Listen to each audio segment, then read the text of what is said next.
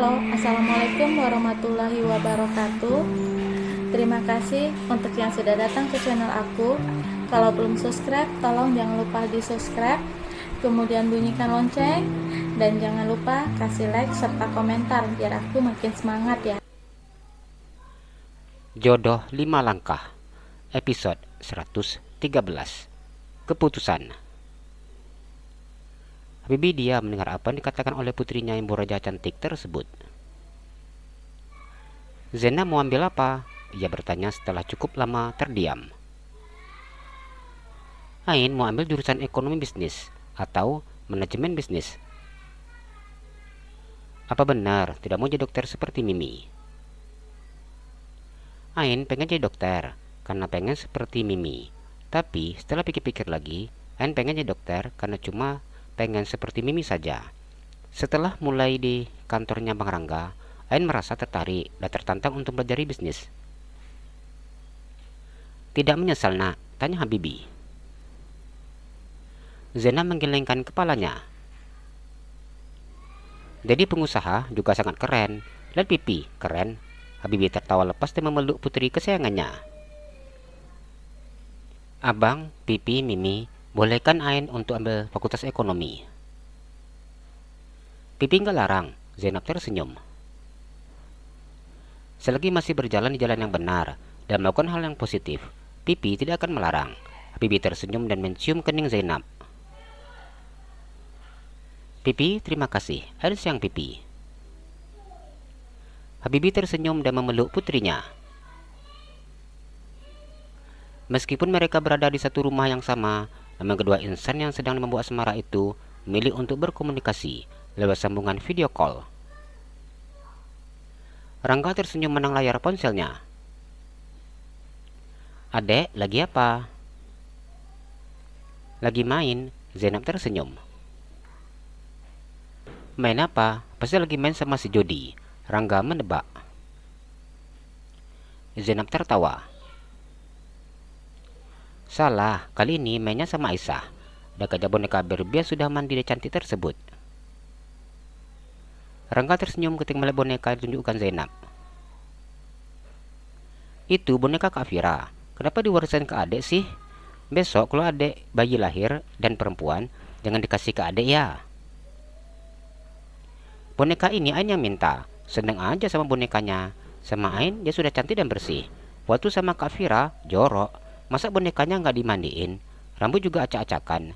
Zainab mengangkat bahunya. Rangga tertawa ngakak ketika mendengar ucapan Zainab. Kak Fira usilnya kebangetan.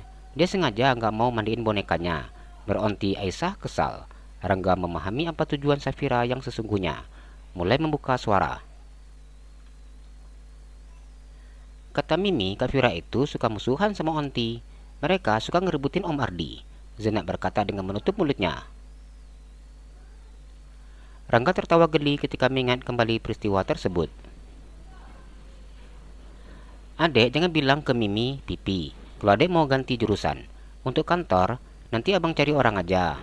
Di tempat dinas, abang juga akan pantau langsung. Jadi adek nggak usah bantu di kantor. Adek fokus kuliah ya. Rangga tersenyum beritahu Zainab. Zainab tersenyum nyengir ketika mendengar apa yang dikatakan oleh Rangga. Ain sudah bilang sama Mimi, Pipi juga, jawabnya. Adek tetap saja dokter. Di kampus juga sudah lulus. Rangga menatap Zainab. Kata Mimi, Pipi, Ain ngambil ekonomi. Rangga merasa sangat bersalah ketika mendengar ucapan tersebut. Ain suka ekonomi. Saya sudah jelasin ke Mimi dan Pipi. Mimi, Pipi tidak melarang bila Ain mengambil ekonomi. Jadi nanti Ain bisa kuliah sambil ngurus kantor abang. Zainab tersenyum dengan sangat manis.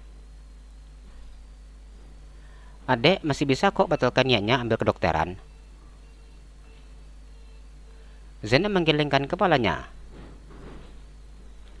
Ain takut nggak sanggup. Adek pintar, adek berani. Adek pasti sanggup. Ia merasa bersalah dengan apa yang dilakukan oleh Zainab. Saat ini Zainab hanya sedang labil dan Rangga akan mencoba untuk memberikan pengertian. Tekad Ain sudah bulat. Rangga hanya diam saat mendengar jawaban dari Zainab. Abang, udah malam, Ain mau tidur. Rangga menganggukkan kepalanya. Tapi dipikir lagi ya sayang, bujuknya. Iya, Zainab mengangkat jempolnya. Abang sayang adek, abang gak mau adek nanti nyesel. Ya enggak lah, jadi pengusaha itu keren, kata Pipi. Rangga tersenyum ketika mendengar apa yang dikatakan oleh Zainab. Sudah dulu ya bang, Ain mau tidur, ngantuk.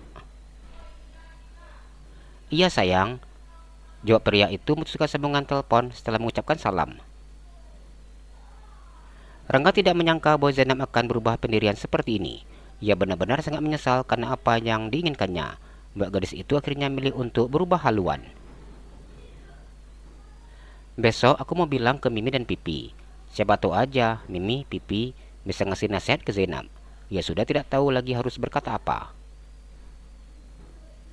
Pria itu kemudian mengistirahatkan tubuhnya. Seperti biasanya, Rangga akan ke masjid bersama dengan Pipi Habibie dan Zidan. Berhubung masjid dengan rumah dekat, ketiga pria itu hanya berjalan kaki. Zainab bilang ya Pi, kalau mau pindah jurusan. Rangga berbicara sambil berjalan menuju masjid.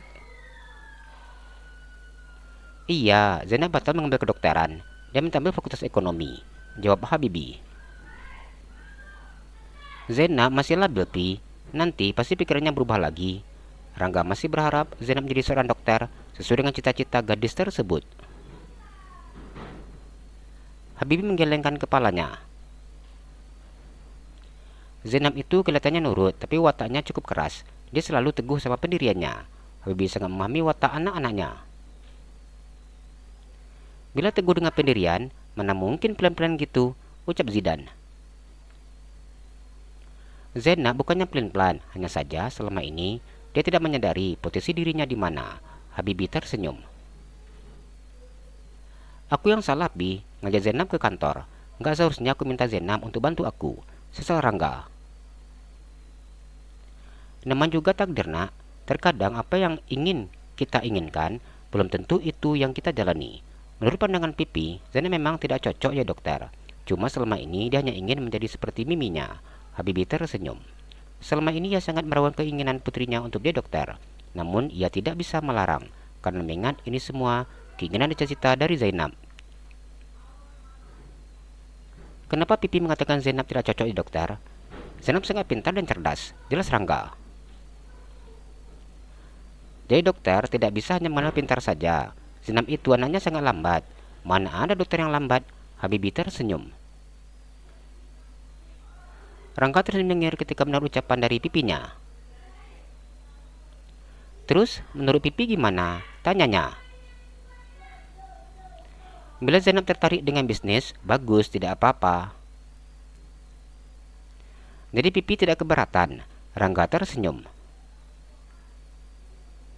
Bila Pipi yang memaksa, pasti dia merasa terbebani.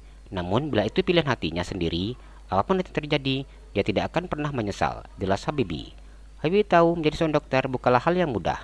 Pria itu melihat seperti apa perjuangan istrinya dulu, dan bila putri tidak ingin menjadi dokter, dia tidak akan memaksa. Iya juga sih, Rangga tersenyum. Setelah berbicara dengan Pipi Habibie, kini hatinya mulai tenang. Ternyata Mimi belum punya pewaris ya Pipi. Zidan tersenyum. Makanya kamu cari si dokter, biar Mimi punya teman, usul Habibie. Nanti lah Pi, setelah aku tamat kuliah, aku akan sering-sering datang ke rumah sakit. Terus menata dokter yang masih statusnya gadis, ucapnya dengan tersenyum.